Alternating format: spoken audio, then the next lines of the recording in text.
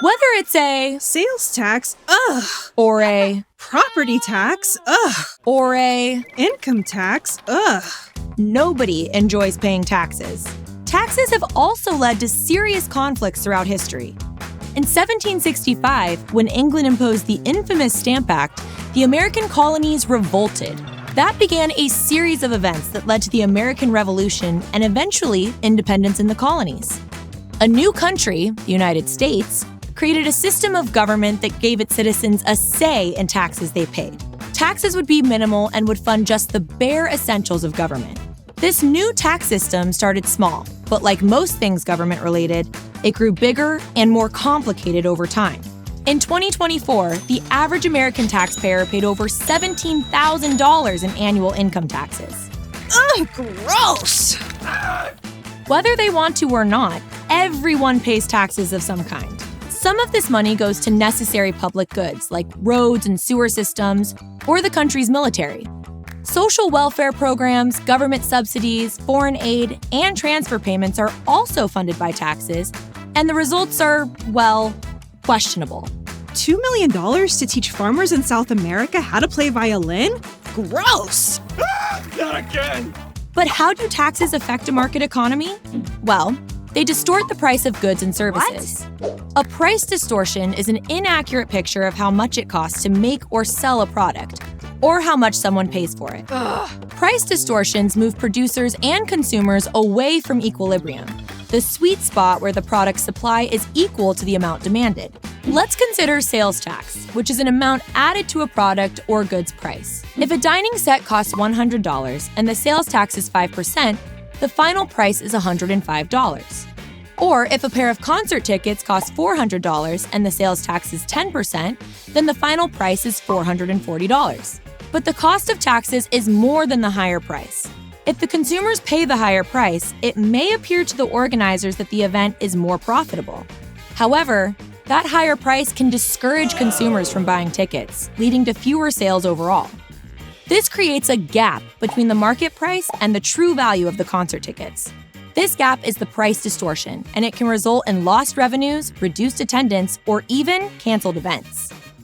That's whack. Distorting potential profit could lead to the concert not happening at all, which is a loss for everyone involved. If higher taxes lead producers to make less or consumers to buy less of something, the result is dead weight loss. This is a reduction in the total benefit to both the producer and consumer. So, if the venue has 100 concert seats to sell and 100 people want to buy those seats, the market would be at equilibrium.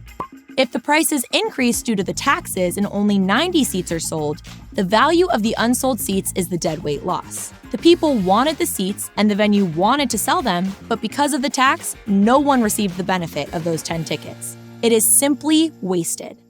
Double whack. Now consider property tax, which is an amount added to the value of a home or building and usually collected by local government.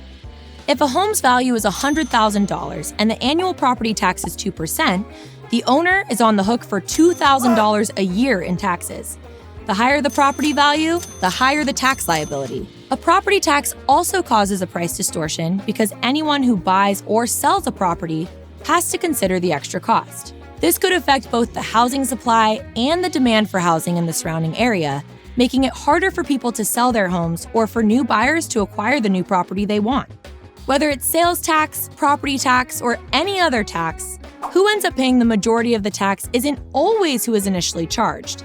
If a tax is originally levied on a business, that business can pass on the increased cost to the consumer through increased prices. But how much they can pass on must be carefully considered in order to avoid raising the price so much that they lose customers. This is especially true with goods and services where people are more sensitive to price. Here, the producer will often shoulder more of the tax burden. This leads to higher costs for the business and potentially less supply. Wait, what about income taxes? Income taxes also greatly impact the economy, but that's a whole other episode. Ugh, gross. That's the third time this episode!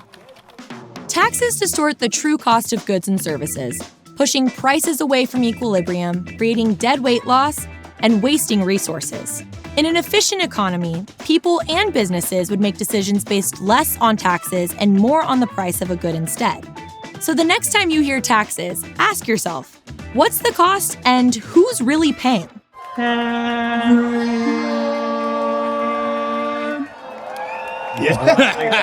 I like that. That was good. Yo, my What's up, man.